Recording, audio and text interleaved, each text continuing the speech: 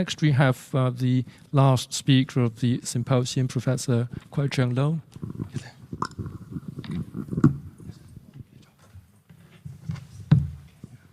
All right, let me just very briefly introduce the last speaker, Professor Kwai-cheung Lo of the Department of Humanities and Creative Writing.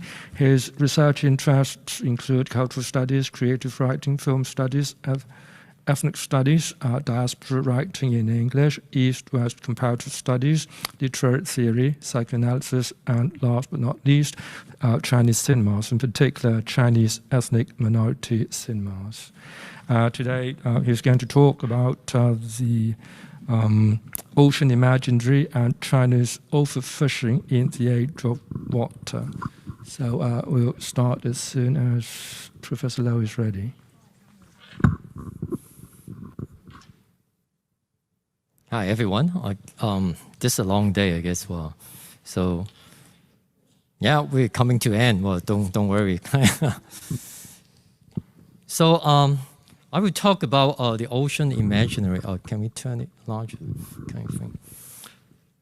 I would like to begin with a quote from Michel Serres. Invent liquid history and the ages of water. I will come back to this, I guess.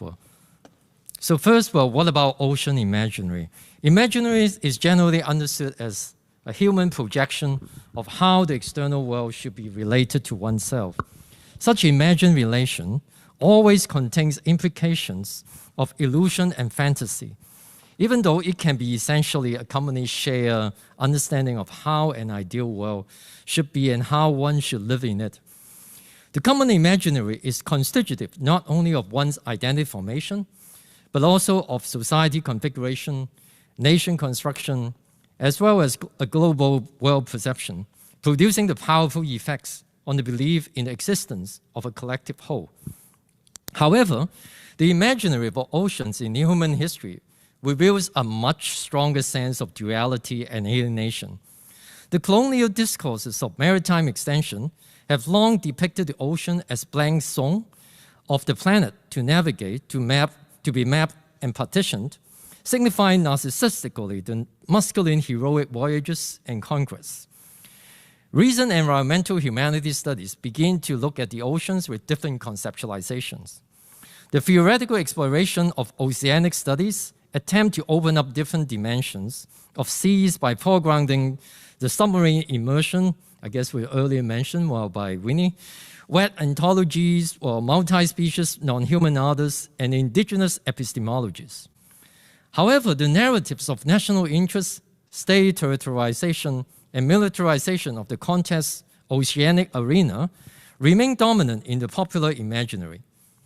The notions of becoming, dispersion, fluidity, flow, flux, hybridity, interaction, liquidity, motion, mutability, and passage promoted in the oceanic studies constitute dynamic and dialectical relations with the national discourses, advocating border making, enclosure, fixity, hierarchy, and possession, and also caught in complex connection to human pollution of seas with heavy metals, nuclear waste, and plastic. When we turn to China, ocean imaginary in more concrete shape is probably a recent phenomenon. River Elegy, Heshang, a widely popular TV documentary series of the 1980s, uses the Yellow River as an analogy to describe how traditional Chinese civilization was dried up because of its isolation and conservatism. And laments China's land-based empire is destined to be defeated by maritime countries backed by modern science. The documentary envisions that China's rejuvenation must rely on its will to embrace the flowing blue seas in order to emulate the explorative open cultures of the modern West. Over the last 3 decades, China's economic rise has been spectacular, and the nation is committed in rapidly modernizing its naval forces. But the rising tide of Chinese sea power is not equivalent to a culture of openness or the end of a closed political system. Ocean imaginary in the 21st century China does not necessarily mean liberalization. A New Year concert in collaboration with Russian State Symphony Orchestra held in Beijing in 2012 was entitled Our Ocean, 我们的海洋, to trumpet that becoming a great sea power was part of the nation's renaissance. The thought of seas under the authoritative policy is confined to enhancing and safeguarding China's maritime rights, interests, and power. China seems to be determined to model on the United States for militarizing the nearby seas.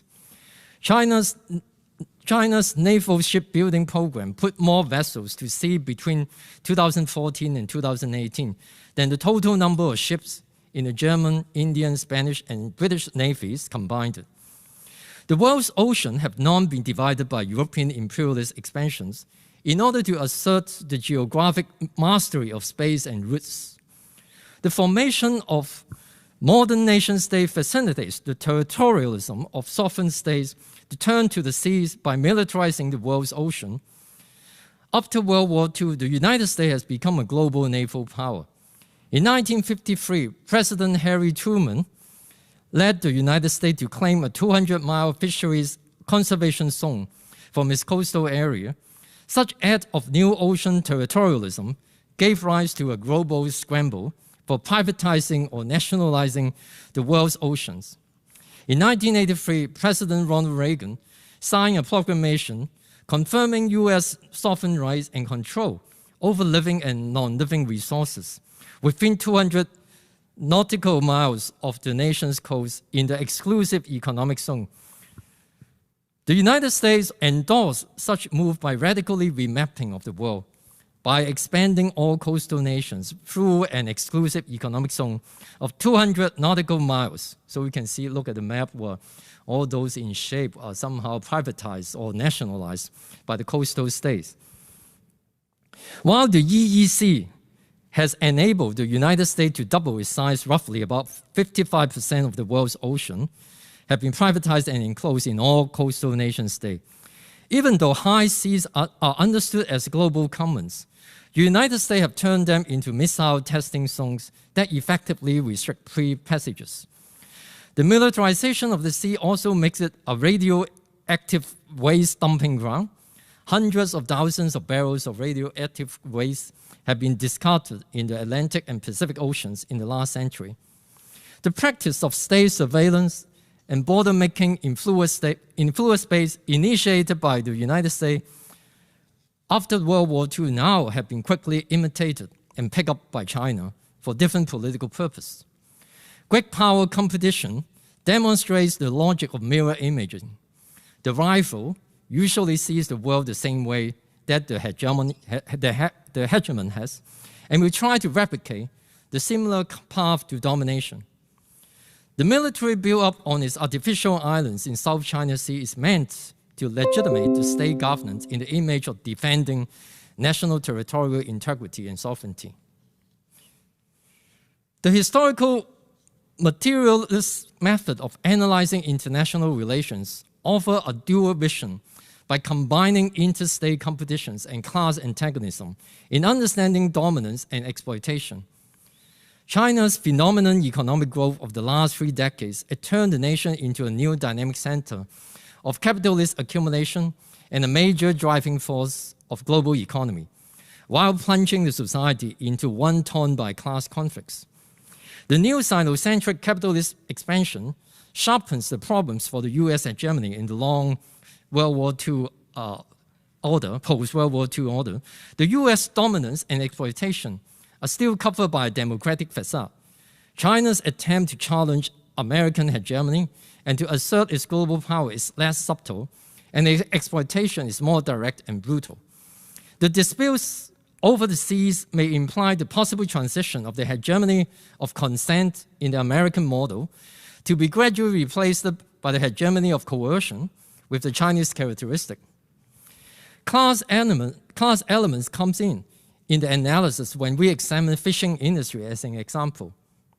China is currently supporting the world's largest fishing fleet to manifest its ocean aggression. Economic and technological power is fundamentally more important than traditionally military power in establishing global leadership. China believes that its strength as a fishing nation contributes to its global sea power that gives the country more influence in the international system. Developing fishing industry is actually a part of China's marine economy that covers many different sectors, including shipping, shipbuilding, mining, travel and tourism, hydrocarbon resources industry, and so on, which is considered by the authoritarian state as a means to boost economic growth instead of enacting difficult economic reform. China's distant water vessels operate around the globe due to overfishing and pollution of Chinese coastal waters. China's 2-decade-old policy of subsidizing fishing reflects its ocean economic expansion ambition and assertion of national revival to claim its share of maritime resources. Food security and economic factors are the main reasons for the outward expansion of China's marine fishery. The considerable depletion of domestic maritime resources leads to the rise of unemployment in China's fishing industry. To release its unemployment pressures, China's developed its aquaculture and distant water fishing. China's seafood consumption represents 1/3 of the world total, while exporting half its seafood production to the developed countries. The demand for animal protein of China's population undergoes rapid economic development. Seafood enriches the food basket of both its urban and rural areas. As the middle class expands, the domestic consumption of high-value fish product is also rising. As mentioned, about half of the fish, especially the high-value species that China catches, is exported to developed countries. The global food chain provides strong motivation to the large-scale extraction, processing, and export of fish meal from the global south to distant high-end markets and distribute to consumers who have no connections with the socio-environmental conditions of the food production. Such global system, accelerated by neoliberal globalization, creates the engagement that China seemingly can hardly be blamed alone for overfishing.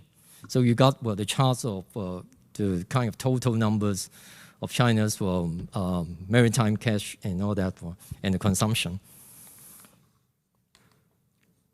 The absolute global footprint of fishing is much larger than those of other forms of food production. It is estimated more than 95% of the ocean have been fished, and it is much higher than the fraction of land used in agriculture or grazing. Global fishery covers more than 200 million kilometers, compared with 50 million kilometers for agriculture. Driven by profit than food needs, China's distant water fishing industry has to seek fish stocks further afield to plunder resources in order to meet the market demands, even with devastating environmental consequences. Its distinct water fishing fleet travels further to fish, affecting areas outside Asia. Its fishing vessels are often accused of violating the rules around environmental protection and sustainable fishing. At the same time, China focuses on turning the South China Sea and East China Sea into the so-called Chinese lakes, precisely because the region's fisheries and marine environment are at stake. Chinese fishing boats in these regions are not just used to catch fish, but have been used as proceeds of militia to assert maritime claims. The huge operations of Chinese fleet that has been charged for overfishing the world's ocean arouse many criticism. For example, China has the worst record in the world on the illegal, unreported, and unregulated fishing index in 2019. Chinese fishing vessels are infamous for their disregard for norms and defying other sovereignty that threatens the stability of many maritime countries that depend on the ocean's resources for food and economic development. Chinese distant water fish have been accused of using forced labor to produce fish, so on and so forth. For example, this chart shows that quite a number of Chinese vessels use the flags of other nations to cover its identity while they are fishing. But sometimes it's legal, but sometimes it's not illegal. Sometimes it's illegal. And then, kind of has been charged for using forced labor. From China's own perspective, Its worldwide hunt for fish is to get its equal shares with the ocean resources that have been exploited by the most economically developed countries. China's far sea overfishing as part of the capital expansion can be grasped as the double bind of appropriation, expropriation. It is a transgression to the legislative order set up by the Western hegemon in decline. But the endeavor to so-called get even or obtain equality also creates some paradoxes.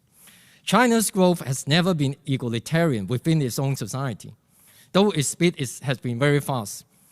Though statistically, average incomes in China has risen quickly, and it results with the general reduction of wealth inequality over the last 2 decades. Different sectors of the Chinese population have done much better than others, thus widening the income gap and escalating internal inequality. Indeed, further unequal growth in China may even contribute to increasing rather than decreasing global inequality. For instance, China's distant water fishing operations in West Africa potentially impacts food security and livelihood there, since half of the animal protein in West African diet comes from fish, and fishing is a major source of employment for many African countries. So you can see a kind of 2.9 million tons of fish have been harvested, mainly in West Africa, even though the activities in other places are intense, but because the fish stocks in other areas, in other oceans are running out. So that explains why most Chinese ships distant fleet would go to West Africa. China may want to cooperate with regard to sustainable fishing management, but it has an enforcement problem in monitoring its own illegal, unreported, and unregulated fishing. Indeed, developed countries play a key role in shaping Chinese behavior. While China largely accepts international norms and laws on fisheries, at the same time, it also carefully observes how developed countries deal with the same norms and laws in practice. If the behavior of developed countries contradicts the rhetoric of sustainability, China will not have any reason to believe it should not act in a similar fashion. There's actually a huge demand in developed countries for products from unsustainable fisheries. As a result, it incentivizes the great expansion of the Chinese distant water fishing industry.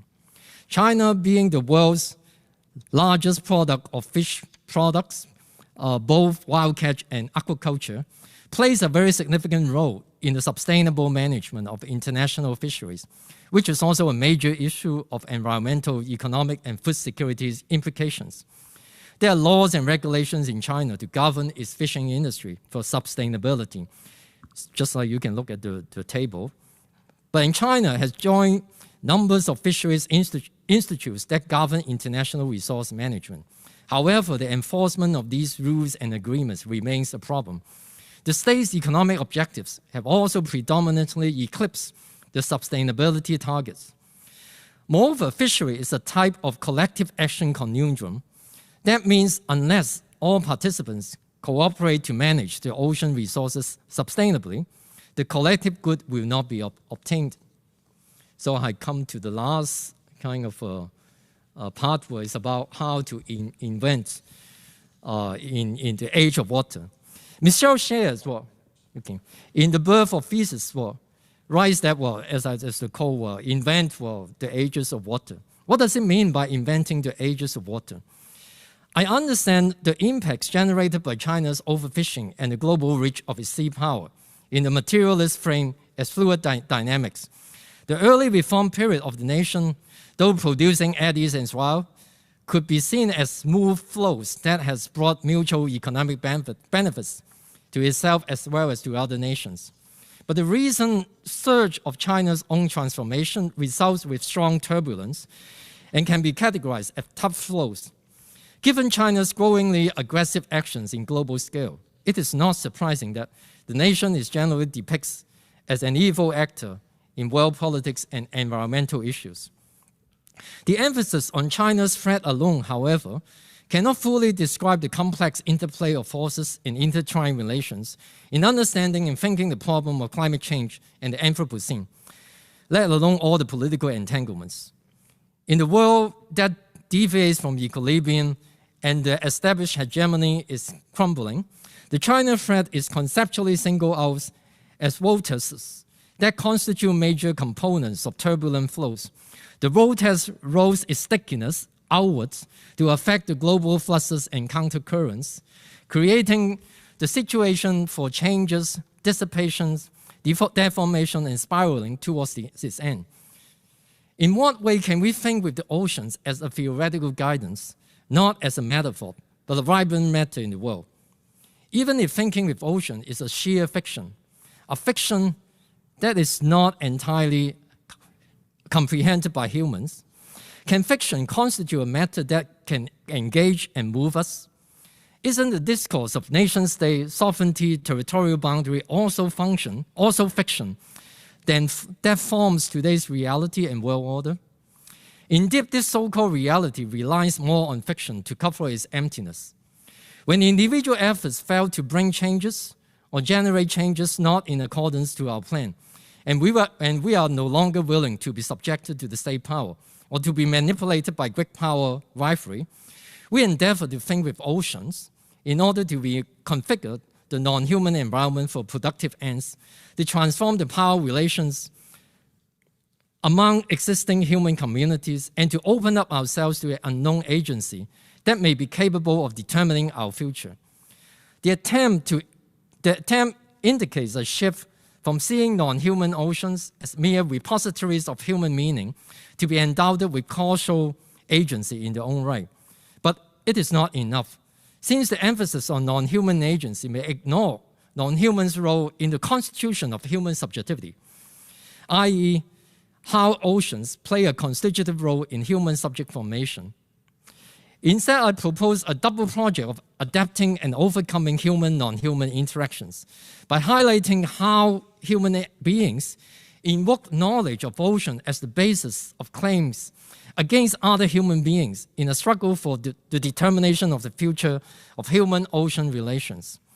The human knowledge of the oceans loops back into human society with political consequences, constituting a dialectical relationship. New or novel modes of objectifying the ocean give human agency, new ways of making claims against other actors that may form the basics of new self-definition and the mobilization of resources in order to change existing ways of interacting with the non-human environment and each other. At the end, it may imply that new human-ocean relations facilitate the constitution of collective human subjectivity. Okay, thanks.